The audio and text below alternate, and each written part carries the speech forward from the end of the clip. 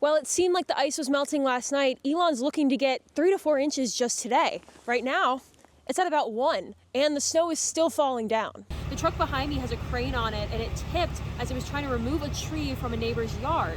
This fall, Elon is welcoming 37 new student athletes to campus. One of the most common cars in North Carolina is a Honda CR-V. A year ago today, it would cost this driver $41 to fill up from empty. Today, it's $55 total. Now, there's no limit to how much they can take, but the pantry may be forced to close their doors very soon. Not your typical farming duo, but together they're trimming grass and generating energy. These sheep are doing double duty. The town of Elon Fire Department celebrated its 100-year anniversary. Baltimore city officials announced the opening of 2 new pools this summer. Elon University's School of Communications is heading overseas with a new collaboration in the professional Italian basketball world. The Seattle Seahawks won their 2nd Super Bowl in franchise history against the New England Patriots last night. A Baltimore County teacher is behind bars today. Well, this past weekend, there have been weather warnings across the state. The company made the announcement December 1st on Facebook that all locations would close permanently on that same day. The summer games are something you won't want to miss. They say scammers are now using artificial intelligence to create emails that look like job offers or messages from professors and campus leaders. Our Mackenzie Cruz is here at the desk to give us our Phoenix 5-day forecast. So what are we expecting this week? I know it was snowing. Are we going to get more of that? What's it looking like?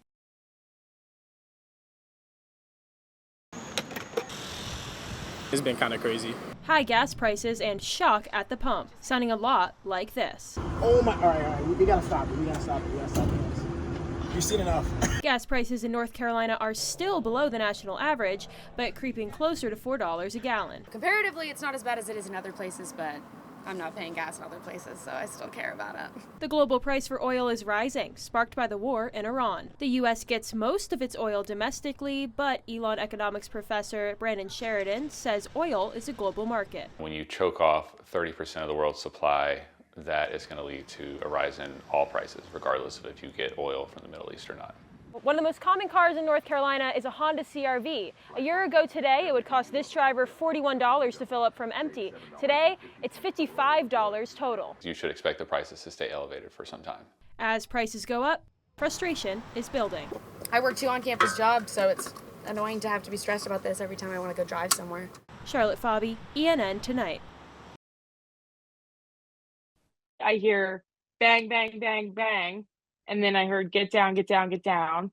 Anne-Marie Bonner says it was her worst nightmare. I couldn't even think about journalism at that point, honestly, because I was like, what the actual heck just happened?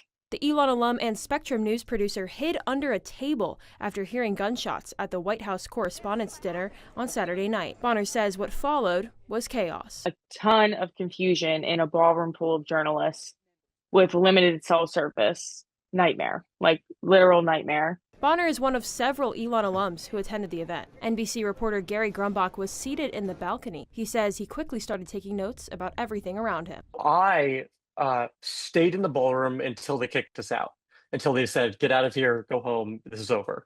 Because I felt like it was important to share the information that I had from inside the ballroom. He spent the next hours reporting in the field. Photojournalist Al Drago continued to take photos after hearing the shots. In that moment, the most important thing beyond my immediate safety was to continue photographing it and trying to document the scene. Drago then followed President Trump to the White House to capture his remarks. Even after the shooting, the journalists returned to their work. You never think you're going to be part of the story. And then all of a sudden you're part of the story here. And that's an uncomfortable feeling, right? Because that's not our jobs here. But I think it was an important time to be able to make sure we were physically okay, which we were, and then do our jobs. Getting the news to the public when it mattered most. Charlotte Pfabe, ENN Tonight.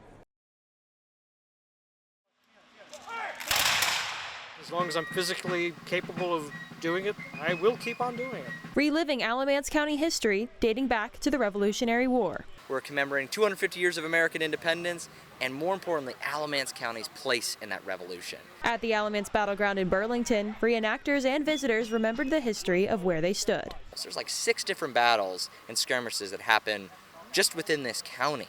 Volunteers took on many different roles, from musicians to soldiers. For David Snyder, he's acted as a British soldier for decades, wearing his red coat 50 years ago for the 200th anniversary events. I felt a little sad there because I was afraid that maybe with that last reenactment there at the end of the war, that this was all going to go away.